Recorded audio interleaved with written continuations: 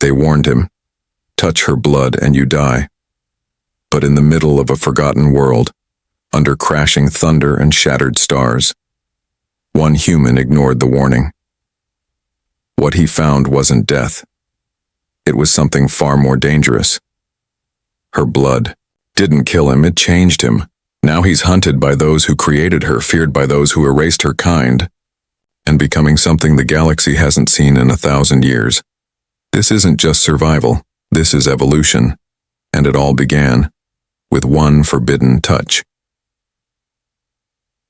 If you're new here, then please subscribe this channel and show thumbs up by liking the video. Now let's move to this wonderful story. The storm hit without warning. On the edge of the sky, lightning cracked like white branches tearing through the dark. Wind roared across the broken hills of Vireth 9, a moon that wasn't on any chart. Not even the black market traders dared to come this far, but Kalen Bren was not like most men. His ship was old, his coat torn, and his boots worn thin from years of running. He had run from debt, from war, from silence. Now he ran towards something different. A sound. It began with a flicker on his scanner, a broken pulse cutting through static, a distress beacon. The signal wasn't strong, just enough to reach the edge of his flight path. Most would have ignored it. But Kalen was curious, or maybe just desperate. Fuel was low. Food was gone. If he didn't find something to trade, he wouldn't leave Vireth 9 at all. His ship landed rough near the signal's coordinates. The wind nearly ripped the hatch from his hands. Outside, the rain felt like tiny stones against his skin. The land was sharp and quiet, all jagged rock and pale grass bent under the storm. Thunder growled above as he moved toward the cliffs. His scanner blinked red. He was close. Then he saw it. At the bottom of the slope, half buried in the mud, was a wreck, not human. Long, curved metal, glowing symbols across its broken hull. Smoke hissed from the shattered wing. Pieces of it were still alive, still humming softly like a dying song. And there, just beside the wreckage, was her. She lay on her side in the mud, body twisted, glowing faintly in the rain. Not human, but close. Her skin was pale like silver stone, and golden veins shimmered beneath it. Her face looked young, almost peaceful, though her body was torn. Deep wounds across her side, a shard of metal in her leg, blood pooling thick around her. But the blood wasn't red. It was gold. Dark, warm gold that steamed in the rain like fire trying to live. Kalen froze. Above her chest, attached to the wreckage, a metal plate glowed with alien writing. The translation flickered on his scanner. Do not touch. Death is instant. He stared at her. A part of him wanted to turn away. This wasn't his fight. This wasn't his problem. She was dying, or already dead, and her blood could kill. The plate made it clear, but then her hand moved, just slightly. A twitch. His breath caught. She wasn't dead. He should have left. He knew that. Every instinct told him to run back to his ship and report the crash. Let someone else deal with it. But something kept him there. Maybe it was the look on her face, soft even in pain. Maybe it was the way the storm seemed to hush for a moment, waiting. He stepped closer, his boots sinking into the mud. His glove hovered near her face, shaking slightly. He shouldn't. He reached out anyway. His fingers touched her skin, cold as stone. His glove brushed her forehead, slick with blood. Nothing happened. No pain, no death. Just silence. He removed the glove. Stupid. Reckless. Human. He wiped the golden blood from her brow with his bare hand. Then he waited. 1 second. 2. 5. Nothing. But then, something. A breath. Soft. Her lips parted and a whisper escaped. Too quiet for the rain. Tethered, Kalen's eyes widened. Her hand moved again and wrapped around his wrist. Not tight, not pulling, just holding. Her fingers were warm now, her golden blood smearing across his skin. Then it hit. A wave of heat shot through his arm. blinding, burning, not pain, but something heavier, a weight in his chest, a pulse. He gasped and tried to pull away, but he couldn't. He was frozen, not by force, but by something deeper. His mind swam. Images flashed. A girl in chains, screams in the dark, a city in flames, a voice calling for help, memories. But they weren't his. His knees hit the ground. Her eyes opened. Not wide, just enough. They glowed softly, the same gold as her blood. She looked at him, right at him. Her voice came again, stronger this time. You didn't fear me. Then he collapsed beside her, the golden blood still warm on his skin. The storm howled above. The message still glowed. Do not touch. Death is instant. But Kalen had touched, and he was still alive. Something was changing. The bond had begun. Kalen woke to silence. No storm, no thunder, no rain. Just the soft crackle of fire and the slow breath of wind moving through stone. He blinked against the dim light, feeling the cold rock beneath him. His body was stiff, not with pain but with something else, something strange. He looked at his hand, the one that had touched her blood. It was clean, but not the same. Thin golden lines now glowed faintly beneath the skin, like veins made of light. He sat up slowly. The cave around him was small and dry. Stone walls curved around a fire pit where orange flames danced low and steady. Near the fire, wrapped in a blanket made from Kalen's emergency pack, the alien girl was sitting up. Her eyes were open, golden, glowing, not blinking. She looked at him without moving. You're awake, Kalen said, his voice rough. So are you, she answered. Her voice was soft but clear, like music spoken through water. He stared at her. You should be dead. So should you, she said without smiling. Kalen rubbed his face and leaned against the wall. The heat inside his chest hadn't faded. It felt like something was humming beneath his ribs. Alive, moving. What did you do to me? He asked. The girl looked down at her own hands. Her wounds were almost gone. The deep cuts had sealed. The burns had faded. Even the cracked bone in her leg looked whole again. My name is Noreen, she said. I am from the Veshera, or what's left of them. Kalen blinked. Never heard of them. You're not supposed to, she replied. We were erased. She reached toward the fire and held her hands near it. The Veshera were created by the Syndicate to carry memory in our blood.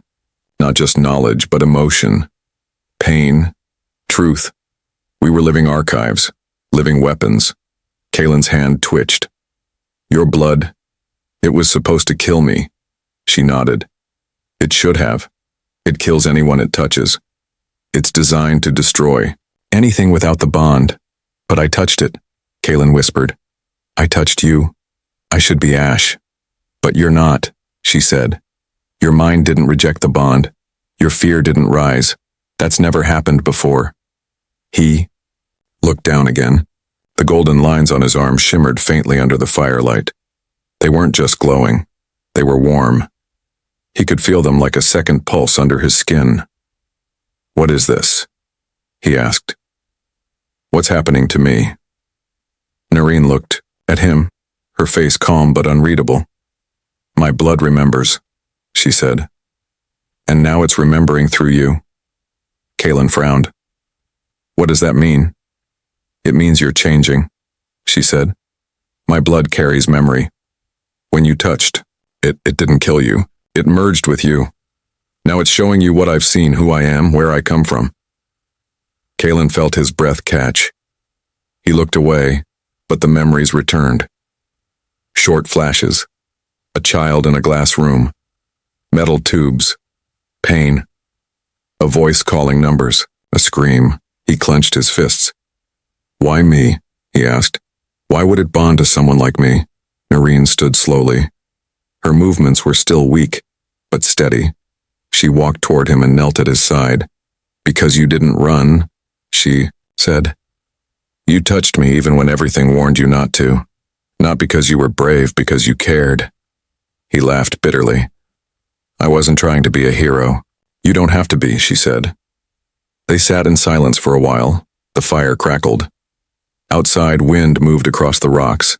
Then Kalen spoke again. You said your people were erased. By who? Noreen's face darkened. The Galactic Syndicate. They feared what we held. Not just our blood. Our stories. We remember the things they want to forget. Wars. Betrayals. Experiments. They tried to use us. Then they tried to silence us. I'm the last. Kalen nodded slowly. Then something shifted, outside the cave. A sound, not natural. A slow rising hum. Noreen turned sharply toward the entrance. Her eyes narrowed. They found us. Kalen jumped to his feet. Who? The Syndicate, she whispered. They follow the bond. The blood calls to them. He grabbed his pack, his gear, anything useful. We need to move. They won't. Stop, Noreen said. If they know the bond has formed, they'll kill us both. Kalen paused. Then we make sure they don't know. Noreen looked at him with a mix of surprise and sorrow. You don't understand what you've become, she said. He turned toward her. Then help me understand. Help me survive it. For the first time, her expression softened. The bond doesn't just share memory, she said. It changes everything. Your thoughts, your body, your senses. You'll feel things that aren't yours. See things no human should see.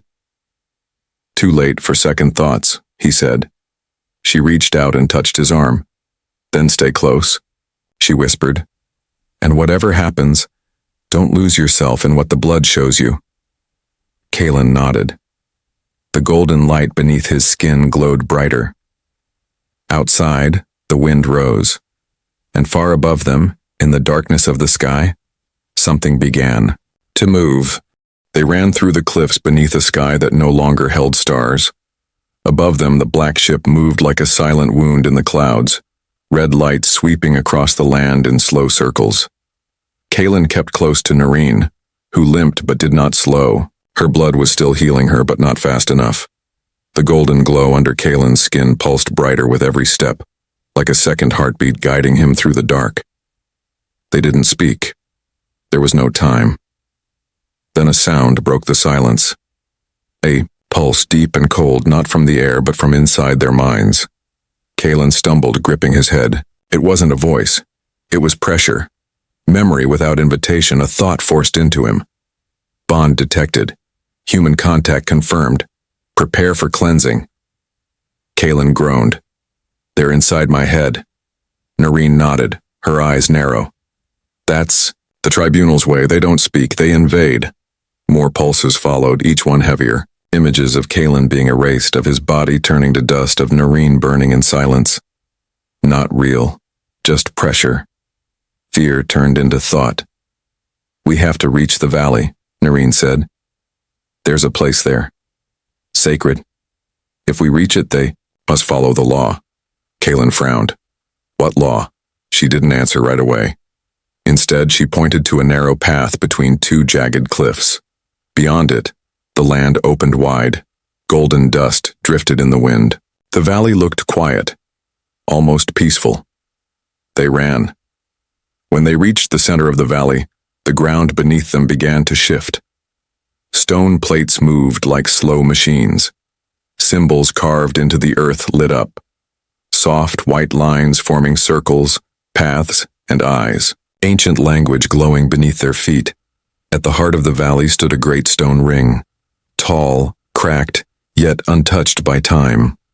In its center was a platform of smooth black glass, surrounded by pillars made of glowing ash. Noreen stepped forward and lowered her head. This is the ring of ash, the place of trial. Kalen stared at it. Trial for what? For us, she said quietly. For those who form the bond, without permission, without rule. The ground shook. Behind them, the black ship descended. It hovered just above the cliffs, silent, watching. A figure stepped forward from the ship. Not a soldier, not a machine. Was tall, robed in gray with no face. Its head was smooth like stone and its hands glowed with a dim silver light. It walked without sound straight toward the ring. Noreen whispered, "That's the Seer of Ashes." The figure raised one hand. A voice filled the valley. Not through ears, but through the chest. Every word felt like a drumbeat in Kalen's bones, bondless. "You stand in sacred ground, you broke the rule, now you face the trial." Kalen looked at Noreen. "What do we have to do?" "Survive," she said, "for 1 hour." "Against what?" The seer's hand moved again. Dust rose from the ground, swirling into a shape, tall, human-like, but shifting constantly. It had no face, no eyes, no mouth. Only the shape of something almost real. It pulsed with energy. Kalen stepped back as it took a step forward. "That's not a creature," Noreen said. "That's memory. Your fear, shaped into form." Kalen clenched his fists. "Great. Fighting my own fear. Sounds easy." The seer spoke again. "Trial begins. No countdown. No warning."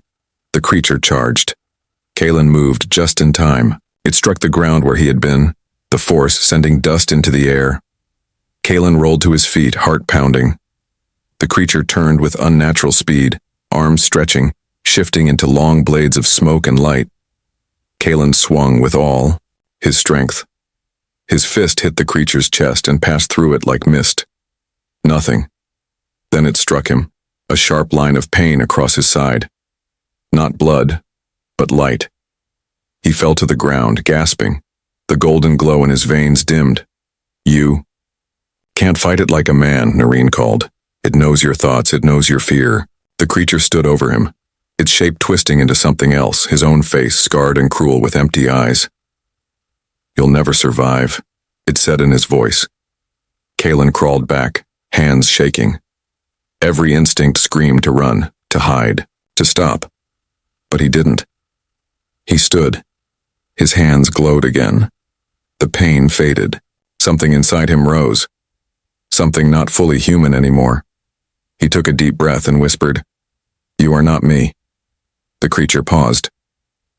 "You're what they made me fear," Kalen said. "But I'm more than that now." He stepped forward, not with fists but with open hands. The creature raised its arm to strike. Kalen reached out and touched it. Light burst from his palm, golden and warm. The creature shuddered. Its form began to shake, like glass under pressure. Then it spoke, softer, this time. "Why do you not fight me?" "Because I see you," Kalen whispered. "You are not my enemy.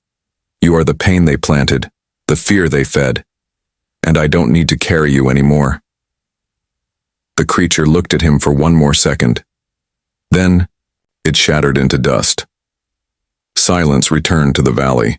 The Seer of Ashes lowered his hand. Slowly, he knelt, and so did the others. One by one, shapes stepped out from the black ship. Tribunal watchers, soldiers, judges. They knelt too, heads lowered to the stone. Kalen stood in the ring, chest rising, skin glowing. Noreen walked to him. "They've accepted it," she said. "The bond is real." Kalen looked at his hands. "I didn't kill it," he said. Then, "What did you do?" she asked. He looked at her. "I remembered who I am." The valley had gone quiet. No wind, no echo. Even the watchers from the black ship did not speak. They had witnessed something impossible. A human bonded by sacred blood, surviving the trial of the bondless. Kalen stood in the center of the stone ring, breathing slow and steady. His hands still glowed with faint golden light. His skin, no longer felt like only skin. It hummed like music hidden beneath the surface. Noreen stood beside him, her eyes full of something new. Not fear, not duty. Something deeper. Maybe trust. Maybe something that had no name. "What happens now?" Kalen asked, his voice low. "They can't erase us," she said. "The law is old. If the bond survives trial, it must be honored." "So we're safe?" he asked. Noreen looked toward the sky. "For now." The black ship rose again, slow and silent. It didn't fire. It didn't follow. It simply vanished behind the clouds. But Kalen felt something stir inside him. A weight. A warning. "They'll come back," he said. Noreen nodded. "With something worse." They left the valley that night, moving through the quiet land under silver stars. Kalen didn't sleep. He didn't need to. His mind was full of visions, not dreams, but memories, not his own. Hers. He saw the halls of the syndicate cold and full of shadows. He saw Noreen as a child, wires in her arms, voices calling her subject instead of name. He felt her loneliness like it was his. He felt her silence. But deeper than that, he felt her light. The bond wasn't just power. It was truth. It showed not just pain, but hope. And that hope was waking something else, something buried far beneath his human blood. By morning, his body had changed again. The lines on his arms were no longer just veins. They were patterns, like symbols growing from within. Noreen touched one gently. "They're maps," she said. "To what?" "To what comes next." They reached a small cliff that overlooked a dried lake. Beneath it, hidden by years of dust, was a circle of stone columns and a single black door. Noreen stood before it and placed her hand on the surface. The door opened without sound. Inside was a chamber of light, not electric, not magic, just light, alive and gentle. At its center was a single pillar, glowing softly, pulsing like a heartbeat. "What is this place?" Kalen asked. "This is the heart of Thalor," Noreen whispered. "It was built by the first Vishara before the syndicate turned us into weapons. They left it behind, waiting for one who carried the blood and the bond." "Why me?" Kalen asked. She turned to face him. "Because the light didn't burn you." Kalen stepped forward. The light surrounded him, but it didn't blind. It welcomed. The pillar pulsed in time with his breath. Then something happened. The patterns on his skin began to glow brighter, spreading up his neck, across his back, down to his legs. They connected with the light like keys fitting into locks. A pulse shot outward from the chamber, silent but endless. Somewhere far above, in a corner of forgotten space, stars began to flicker. And in hidden places, things began to stir. "Noreen," gasped. "You've activated it." "Activated what?" "The call," she said. To the others. Kalen stepped back, but it was too late. Above the mountain, the sky opened, not broken, just stretched. A tier of silver light spread across the horizon, and from it came shapes. They were not ships. They were not machines. They were beings, beings of light and shadow. Some tall and bright like fire. Others small and silent like dust.